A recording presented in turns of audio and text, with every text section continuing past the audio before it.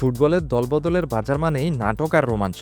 কিন্তু কেমন হবে যদি একজন খেলোয়াড় তার স্বপ্নের ক্লাবে যোগ দেওয়ার আগেই ক্লাবের ওপর শর্তের এক নতুন বেড়াজাল তৈরি করেন?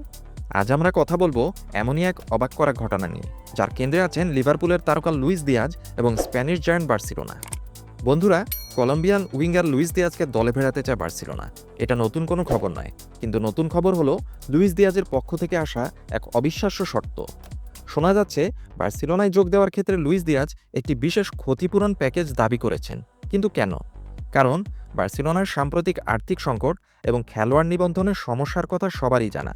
অতীতে অনেক নামী খেলোয়াড়কে সই করানোর পরও তাদের লা লিগা নিবন্ধন করতে হিমশিম খেতে হয়েছে বার্সাকে। আর ঠিক এই ভয়টাই কাজ করছে লুইস দিয়াজের মনে। যদি তিনি লিভারপুল ছেড়ে বার্সেলোনায় যোগ দেন এবং আগস্টের শেষ তারিখের মধ্যে তাকে নিবন্ধন করা না যায়, তাহলে বার্সেলোনাকে এর জন্য মোটা অঙ্কের আর্থিক ক্ষতিপূরণ দিতে হবে। বিষয়টি আরও জটিল। এই চুক্তি অনুসারে নিবন্ধন না হলেও লুইস দিয়াজ বার্সেলোনার খেলোয়াড় হিসেবে থাকবেন, কিন্তু তিনি ফ্রি এজেন্ট হয়ে যেতে পারবেন না। বরং মাঠে নামতে না পারার কারণে তার যে পেশাগত ক্ষতি হবে তা পুষিয়ে দেওয়ার জন্য বার্সেলোনা ক্লাব তাকে বিশাল অঙ্কের অর্থ প্রদান করবে। ভাবুন তো একবার, একজন খেলোয়াড় ক্লাবে এসেও খেলতে পারছেন না, আর তার জন্য ক্লাব তাকে অর্থ দিচ্ছে। এটা একদিকে যেমন লুইস দিয়াজের নিজের ভবিষ্যৎ সুরক্ষিত রাখার একটি বুদ্ধিদীপ্ত পদক্ষেপ, তেমনি বার্সেলোনার আর্থিক দুর্বলতার দিকেও এটি আঙ্গুল তুলে দেয়। তবে গল্প এখানেই শেষ নয়। এই দৌড়ে বার্সেলোনা একা নয়, তাদের কাঁধে নিঃশ্বাস ফেলছে জার্মান চ্যাম্পিয়ন বায়ার্ন মিউনিখ।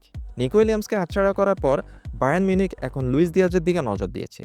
যদিও তারা এখনও লুইস দিয়াজের সাথে ব্যক্তিগত শর্তে একমত হতে পারেনি, তবে বার্সেলোনার জন্য তারা নিঃসন্দেহে একটি বড় চ্যালেঞ্জ। কিন্তু সবচেয়ে বড় বাধাটা হলো লিভারপুল।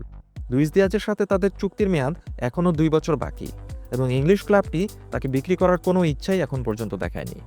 দিয়াজের মনে বার্সেলোনার হয়ে খেলার স্বপ্ন থাকলেও লিভারপুলের সবুজ সংকেত ছাড়া তা পূরণ হওয়া প্রায় অসম্ভব। তাহলে পরিস্থিতিটা কি দাঁড়ালো? একদিকে লুইস দিয়াজের বার্সায় খেলার স্বপ্ন, অন্যদিকে বার্সেলোনা ক্লাবের আর্থিক সংকট নিয়ে তার ভয়। এর সাথে যোগ হয়েছে তার অভিনব ক্ষতিপূরণের দাবি এবং বায়ার্ন মিউনিখের মতো শক্তিশালী প্রতিদ্বন্দ্বী। আর সবার উপরে রয়েছে লিভারপুলের অনড় অবস্থান। আপনাদের কি মনে হয়, লুইস দিয়াজের এই দাবি কি যৌক্তিক? একজন খেলোয়াড়ের কি নিজের ভবিষ্যৎ নিয়ে এতটা সতর্ক থাকা উচিত? বার্সেলোনার কি উচিত এই শর্ত মেনে নিয়ে লুইস দিয়াজকে দলে ফেরানো, নাকি এই চুক্তি হওয়াটাই অসম্ভব এখন?